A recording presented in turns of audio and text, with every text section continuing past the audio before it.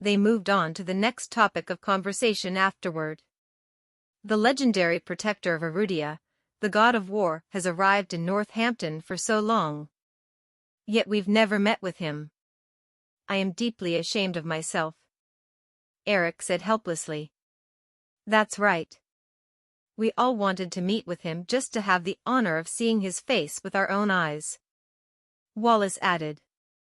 Grover Cook laughed. The god of war even rejected the wealthiest man in Northampton, Winston Gonzalez's invitation, much less the rest of you. Xander Hoyles let out his laughter as well. Let me tell all of you something unbelievable. I am supposed to be the highest-ranking officer in the Northampton war zone. But regretfully, even I have never seen the god of war in person. He's active around the Northampton's war zone and even hosted a military practice. But he disregarded me and directly transferred the First Army to do his bidding. Grover was astounded. You too? Oh my God. To be honest, to him, I am just an insignificant person. I have to pay my respect to Azure Dragon and the other kings of war, despite their lower rank. They are the strongest military force in Erudia, after all, Xander explained. Eric and the others shook their heads in disappointment. I guess there is no hope for us since even someone like Mr. Hoyles does not get to meet with him. Xander Hoyles flashed a pensive smile. No, that's not true. There is a chance for you to meet with him.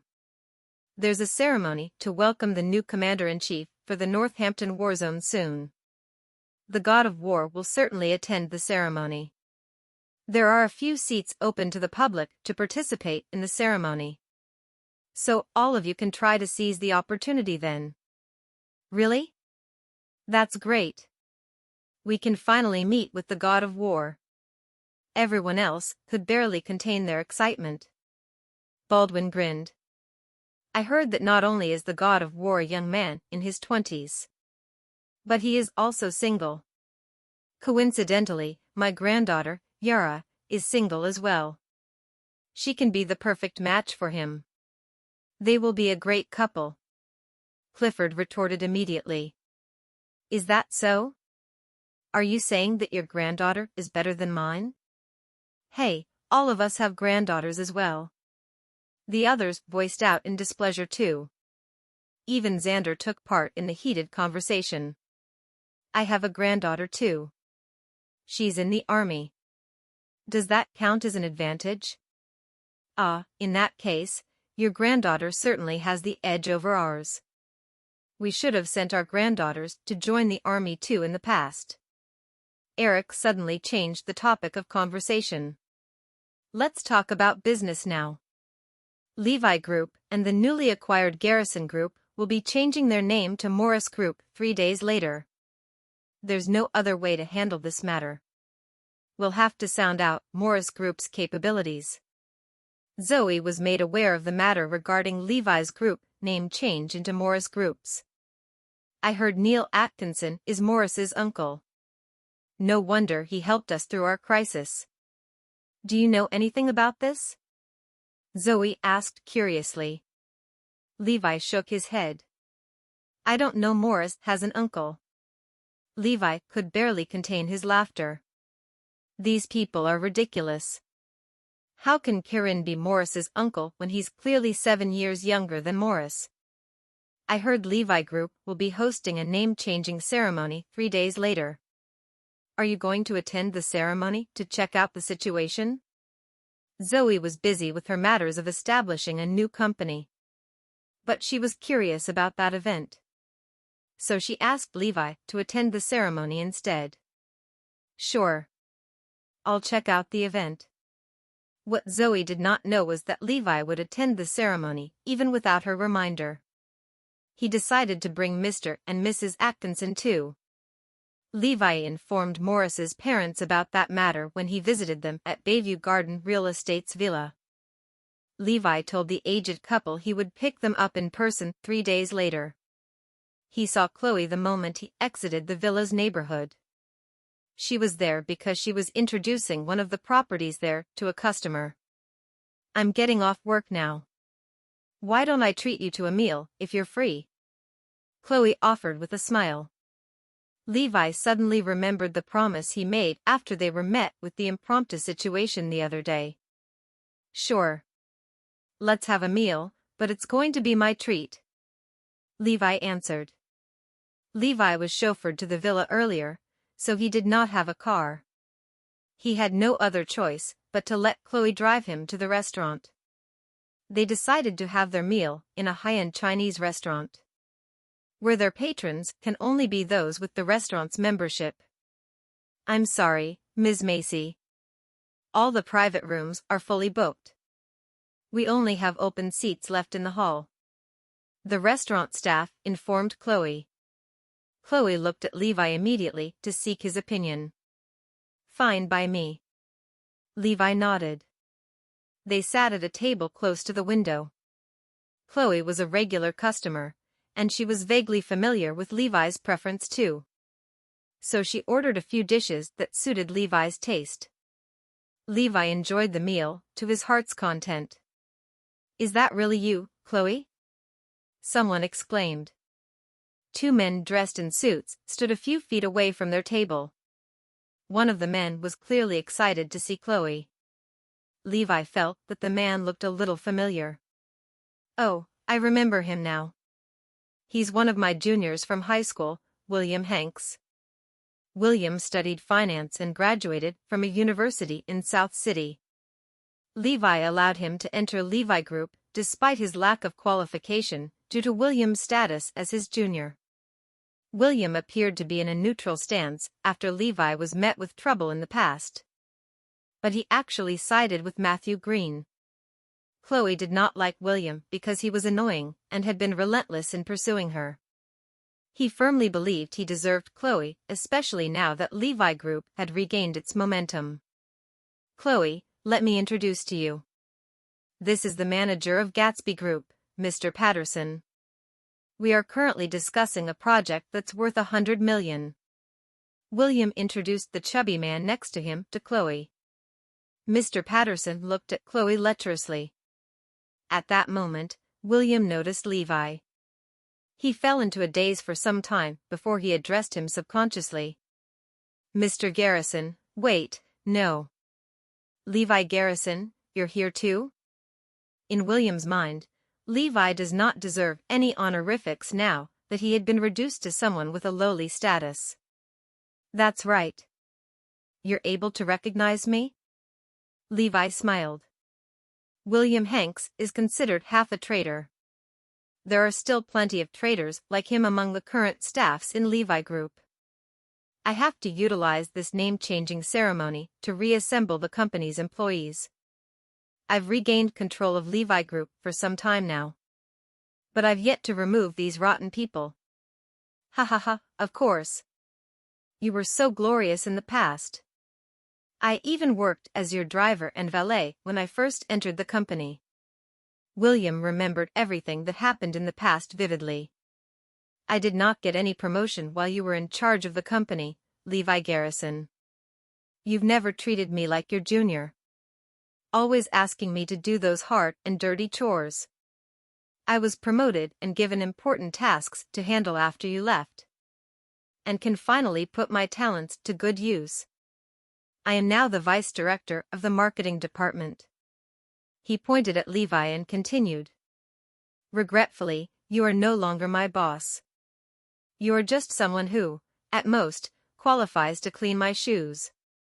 Levi and Chloe exchanged glances. Both of them snickered. Levi scoffed.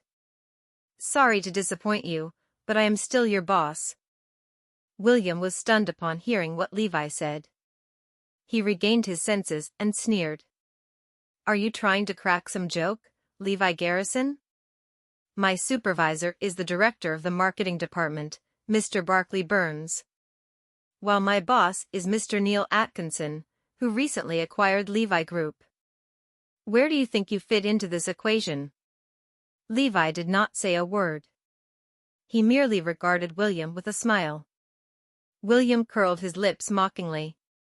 Perhaps you're going to tell me that you are actually the mysterious Mr. Neil Atkinson? You can stop your daydreaming. Levi Group is no longer related to you now. Moreover, the company is changing its name too. When that time comes, the company's final connection with you will be severed too. Levi took a sip from his drink. You will know sooner or later if I am still related to the company. William ignored Levi and turned to look at Chloe. Why are you hanging out with him? Don't you know? He was placed behind bars for the last 6 years because he tried to take advantage of his sister-in-law. He's been blacklisted by all the companies in Northampton, so he's destined to fail now. Moreover, he's got a wife. This man is clearly latching on to you with ulterior motives. You have to be careful not to fall into his traps. You'll regret for the rest of your life if this piece of trash takes advantage of you. William advised Chloe with concern. Mr. Patterson added. That's right. You are a successful, young, and beautiful woman. You need to settle down with an outstanding man as soon as possible to prevent a scum like him from attaching himself to you. Look at William. He's young and accomplished. I think he's quite a perfect match for you, Ms. Macy. Chloe responded coldly, I'm sorry, but I do not need the both of you to worry over my matters. Besides, I think Levi is a great man. He's even treating me to dinner tonight. William laughed out loud. Are you kidding me, Chloe? Levi is treating you to a meal? The signature dishes you've ordered will cost you at least $20,000. How is he going to pay for that? That's none of your business. Chloe was enraged. William and Mr. Patterson had no other choice but to leave resentfully. Levi and Chloe left afterward. William hurriedly followed them. What? That poor loser doesn't even have a car. He needs Chloe to fetch him. William chided. Mr. Patterson was mad as well. How can you let an ex-convict like him to surpass you, William? William punched the wall forcefully. Levi Garrison is too cunning. I have to find a way to teach him a lesson. Ah, that's right. I just got an idea. William's eyes shone with excitement. In the subsequent 2 days, the news of Levi Group's preparation for the name-changing ceremony became heated. After all, they were a force that could threaten the Northampton Chamber of Commerce's long-standing influence. A day before the ceremony, Levi received a call from an unknown number. William's voice was heard after the call connected. Good day, my ex-boss. Levi was puzzled by William's politeness. I am here to inform you of wonderful news. After the name-changing ceremony tomorrow, all employees in Levi Group will receive an increment in salary and benefits ranging from 20 to 40%. All the people who worked for you previously will receive an average of 30% increment. So we decided to throw a party to express our gratitude toward you, our ex-boss. You mustn't reject our invitation because we deliberately hosted this party for you. Everyone is eager to reunite with you. A thought popped into Levi's mind as his lips curved upward. Sure. I'll be there. All right then. I can't wait to see you there. Over a dozen executives of Levi Group hosted a party in the largest private room in Galaxy Hotel that night. They prepared a lot of champagne inside the room. All the executives present were once Levi's subordinates. Melissa Floyd replaced Matthew Green as the vice president of Levi Group after his disappearance. Melissa used to be Levi's personal secretary. She was an elite who was selected by Levi among 1,000 candidates. She was a capable person. Her accomplishment of receiving a promotion from a personal secretary to the vice president position reflected her abilities. In the past, Melissa tried to seduce Levi countless times and even borrowed the strength of the media to spread baseless scandals about herself and Levi. Her underhand tactics nearly caused Levi and Zoe to break up back in the day. After that, Levi exposed her tricks and demoted her to an average employee. So she had always harbored hateful feelings toward Levi. Melissa also participated in the scheme to cause Imperial Meadows' bankruptcy. She could not care less about Levi with her current status. But William Hanks offered her an opportunity to humiliate Levi. So she decided to attend to the party too. She wanted to witness Levi's current condition with her own eyes. The others who attended the party were Barclay Burns, the director of the marketing department; Eileen Barn, the director of the PR department; Leroy Bird, the director of the legal department, as well as the director of the HR department, Kenelm Pitt. All of them underwent vigorous training while Levi was their boss because he wanted to cultivate them. They did not receive speedy promotions. Instead, they were forced to learn and experience more as an average employee in the company. However, none of them understood Levi's intention. They hated Levi because they felt he was bullying them and restricted their growth in the company. So they were the first group of employees to turn against Levi and joined the Rogers family's rank after Levi's imprisonment. The other subordinates who were loyal to Levi were either drove to their deaths or forced to resign.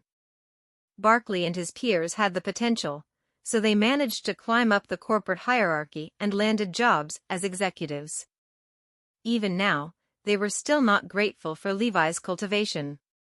They were still under the impression that Levi mistreated them. So they loathed Levi deeply. They blamed Levi all the more because they were promoted immediately and received a high salary the moment Levi was gone. In their mind, Levi nearly ruined their lives. They were all insignificant employees of the group under Levi's management. But all of them became successful people with an annual salary of over $1 million after Levi's departure. So they always shared a private joke among themselves: "Thank God Levi went to jail. Is he here yet?" Everyone was getting impatient. Levi and Morris were extremely strict in the past. So their employees did not have the courage to even look them in the eyes. But the high and mighty Levi Garrison, 6 years ago, was now an average Joe in the city. They could not wait for Levi to witness their achievements. All of them wanted to humiliate Levi to their heart's content. "Oh, our ex-boss is finally here," William announced cheerfully. Levi followed behind him. He entered the room with an indifferent appearance while giving off an overwhelming presence. Most of the people inside the room were almost suffocated by his domineering aura. Everyone was dazed as they did not expect Levi to still carry his imposing manner from before. They wanted to direct volleys of insults at Levi the moment he entered the room. But they simply could not utter a word. The first person to break the silence was Melissa Floyd. She came to a halt in front of Levi in her high heels and said with a smile, "My beloved Mr. Garrison, you're finally released from prison? This is not really favorable since that place suited you the most.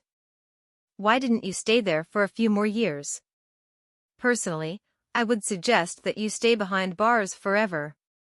The atmosphere inside the room turned heavy after Melissa addressed Levi with the harsh words. Kenelm Pitt, the director of the HR department, scoffed. "That's right. Didn't you always admire the military management style, Mr. Garrison? Life in prison suits you the best." The director of the PR department, Eileen Barn, added. "That's true. You must have stayed behind bars for 6 years because you enjoyed the environment." Everyone greeted Levi with insults. "Please, come in, my beloved Mr. Garrison." Melissa ushered Levi into the room. Upon entering, Levi saw the decorations inside the room immediately. They even hung a couple of banners on the wall. The first banner read, "Thank God for your imprisonment, Levi Garrison. We would not achieve our success today if you did not go to jail." Printed on the second banner were the words, We hope you stay in prison forever, Levi Garrison. Levi noticed a lot of champagne inside the room as well. But he did not understand the reason behind the large amount of drinks. Everyone was disappointed to see Levi's reaction because he was not infuriated after looking at the banner. They asked Levi to sit down, then proceeded to surround him. Melissa said, "I have to thank you, Mr. Garrison. You forced me to start from the bottom of the company with a monthly salary of a little over $4,000 and an annual salary of $50,000. Do you know how much I am making per year now? My current annual salary is $50 million. Eileen added. You turned us into a bunch of cheap laborers by using the excuse of trying to cultivate us. I did not receive a salary of close to $10,000 previously. But look at me now. My yearly bonus alone is already at least $10 million. The marketing director, Barkley, chided. Thank you so much, Levi Garrison. I used to go to work on a scooter, but I am now driving a Lamborghini to work. The director of the legal department, Leroy, was also furious. This is all your fault, Levi Garrison. You nearly ruined our lives. Do you see how terrible our lives were? You were the cause of our miseries. Kenelm shouted. Serves you right for facing jail time. It was because of that only did we get the opportunity to flourish in our lives. Levi Group has been doing so well since the Rogers family took control. The company is worth at least $7 billion in the market now. Someone mentioned. Levi suddenly laughed. The company's value increased only a mere $3 billion in 6 years. And yet you're so proud of that achievement? That everyone was stunned. Levi continued. Levi Group was already worth $4 billion during its first year of establishment. We were growing at an exponential rate. We even did a simulation to project our company's growth. Levi Group would be considered a failure if the company failed to achieve a market value of less than $50 billion after 6 years. Everyone was rendered speechless. They knew Levi was indeed telling the truth, because they were informed of the company's potential in the past. But Levi Group's growth turned negative during its second year after Levi's imprisonment. The company only showed gradual improvements in its performances for the subsequent years. None of Levi Group's employees knew that their core technology and advantages in the market were taken away by another party. William retorted immediately when he saw that everybody had fell silent. Nonsense. What you said was all hypothetical. How can you rely on that to survive in the business world? Can you guarantee a positive return every year? Melissa recollected her thoughts as well. That's right. There are so many changes in the market every year. You cannot possibly predict every turn of events. Eileen frowned. Let's be honest, Levi Garrison. We would only stay as mere lowly subordinates even if the company developed into a $50 billion corporation. There's no way we would be as successful as we are now. Leroy, Kenelm, and the others agreed. He's right. Your achievements have got nothing to do with us. We wouldn't be making as much money as we are now if we stayed under your management.